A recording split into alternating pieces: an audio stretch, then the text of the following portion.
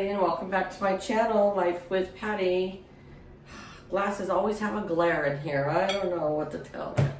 Anyways, I'm in the kitchen here and I have some extra ripe bananas, and so I thought I would make a banana nut bread today. I think I've made this recipe with you guys probably about 3 times. But you know what? I always have new subscribers, and some people don't go back to my playlist and watch my videos, so I just thought we could make this again together today. So the first thing that we're going to do is to smash up 3 ripe bananas and put them in the mixing bowl.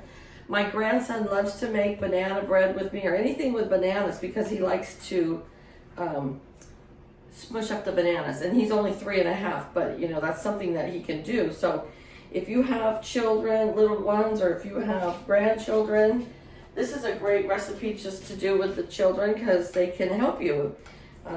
All my grandkids love to help me in the kitchen, and my own sons all know how to bake and to cook. They were all in 4-H, and my 2 younger ones were in cooking because I taught it in 4-H. And they went to the fair with their baking, and they went to presentation and demonstration days with their cooking and their baking, and they did quite well. So their wives can all say thank you. And they do. Their wives are like, my husband's a better cook than me. And my boys like to cook. So, okay, here we go. We have 3 smashed up really ripe bananas. Now, if you have some really ripe bananas, but you don't have time to make your banana bread right now, put them in the freezer. Put them in a Ziploc bag, put them in the freezer, and then when you have time, take them out and they'll be good to go. All right, so we have 3 bananas in here, and then we have 1/3 cup of butter melted. We're gonna add that right in there. And 1 egg. And we're gonna put this on the mixer and let it start mixing all nice together. Now my oven is preheated to 350 degrees, and you will need 1 bread baking pan. And if you just have like a 9x9, that works too. Or you can make this into muffins if you want. All right. Now let's get started with the rest. We're gonna now add 3/4 cup of sugar. Just white granulated sugar is what we're gonna use today.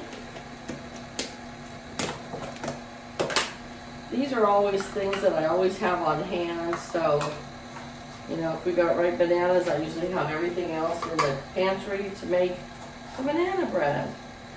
And I'm probably going to take this to work tomorrow because the girls at work love my banana bread. And then we're going to do 1 teaspoon of baking powder and 1 teaspoon of baking soda. This is the nice thing about having a KitchenAid, is that I can have it mix as I go, where if I have a hand mixer, you have to stop and do the mixing yourself. So I'm a little spoiled that way. This is the one kitchen appliance I would never want to have to give up. But you know, you have a crock pot, I like that too, but some people have Instapots or air fryers. If I had to choose just one, it would be my KitchenAid.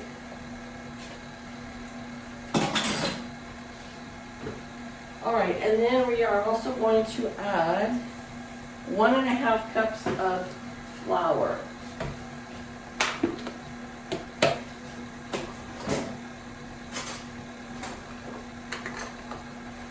I show my grandkids this all the time, but you see how you have a heaping cup and you just take a knife and even it out right there. So you have the exact measurement. So there's 1 cup. And here is our 1/2 cup, same thing.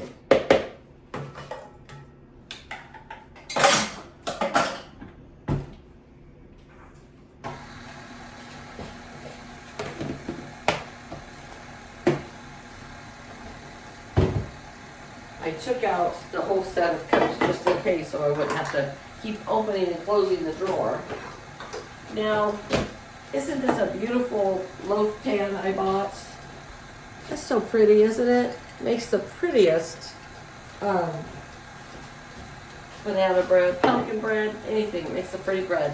But we are going to take and spray this generously with some non-stick spray. I have Pam. And the last thing that we're going to put into our bread is 1 cup of chopped walnuts. Now, of course, if you are allergic to nuts, then you simply don't put that in. If you have almonds or pecans or cashews around the house, anything you have you can put in. Okay, so we love it with walnuts though. Walnuts are my favorite for baking, and then pecans come in second. All right, we're gonna let that mix up a little bit. And we are gonna bake this at 350 degrees for 45 to 60 minutes. The way my oven cooks, I'm gonna set it for 55 minutes. And this is a great recipe that you can double, so if you want 2 loaves of bread, just simply double it. It's really windy out here today. I feel like I'm all congested, so if I sound like I'm nasally, that's why. All right, so here's our wonderful mixture all ready to go. Makes the house smell so nice. 66 degrees out there today, I think.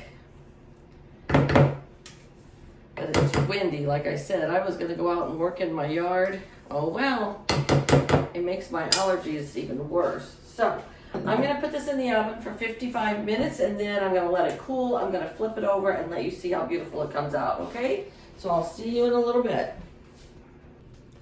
All right, folks, here it is. It came out of the oven. It smells delicious in here. I did trim the bottom of the bread because it's puffed up a little bit. So to make it flat on the plate right there. So there's our little samples that we can have tonight. So I'll take this to the girls at work tomorrow. But look at how pretty that mold makes it. So, okay, you guys, I hope you enjoyed this recipe, and I'm gonna put the recipe in the description box below, and you can go ahead and go over and try to make it yourself and let me know how it turns out. You guys have a great day, take care, and I'll see you back here real soon. Bye-bye.